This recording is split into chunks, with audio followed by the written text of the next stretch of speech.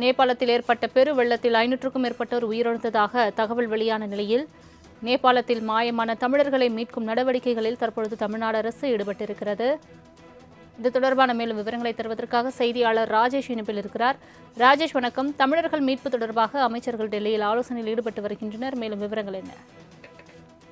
சலோமி வணக்கம். நேபாளத்தில் சிக்கி தவிக்கும் மக்களை மீட்கும் பணிகளில் அதனை கண்காணிப்பது தொடர்பாக தமிழ்நாடு அமைச்சர் குழு டெல்லியில் ஆலோசனை கூட்டம் நடத்தி வருகிறார்கள். குறிப்பாக இந்த நேபாளத்தில் சிக்கி தவிக்கக்கூடிய தமிழர்களை மீட்பது தொடர்பாக பல்வேறு கட்ட ஆலோசனைகள் தொடர்ச்சியாக நடத்தப்பட்டது. சட்டமன்றத்தில் கவன ஈர்ப்பு தீர்மானங்கள்லாம் கொண்டு வரப்பட்டது.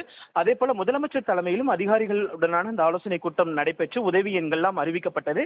இதனைத் தொடர்ந்து நேற்று இரவு அமைச்சர்கள் குழு, அதாவது ஆதவ் அர்ஜுனா, ராஜ்மோகன், வினோத் உள்ளிட்ட அமைச்சர்கள் நேரடியாக 4 அமைச்சர்கள் நேரடியாக டெல்லி சென்றிருக்கிறார்கள். அவர்கள் தற்பொழுது ஆலோசனை நடத்தி வருவதாக தகவல் வெளியாகி இருக்கிறது. நேபாளம் திபெத் எல்லைக்கு அருகே பனிப்பாறை சரிவு காரணமாக ஏற்பட்ட அந்த பனிக்கட்டி பாறை சரிவு புதன்கிழமை மத்திய நேபாளத்தின் வழியாக பெரும் நீரோட்டத்தை உருவாக்கியது.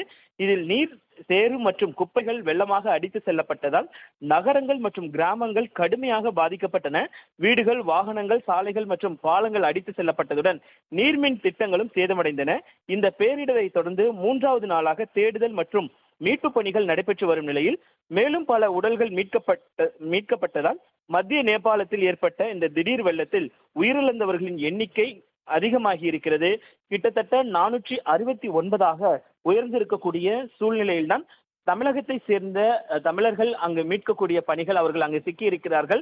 அவர்களை மீட்பதற்கான நடவடிக்கைகளை தொடர்ச்சியாக தமிழக அரசு கண்காணித்து வருகிறது.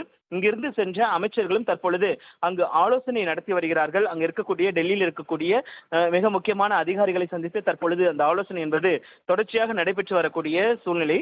அவர்கள் தமிழகத்திற்கு அழைத்து வருவதற்கான அனைத்து நடவடிக்கைகளும் ஏற்பாடுகளும் செய்வதற்கான அந்த பணிகள் என்பது தொடங்கப்பட்டிருப்பதாக தகவல் வெளியாகி இருக்கிறது. சலோமி, தங்களின் முழு விவரங்களுக்கு நன்றி ராஜேஷ்.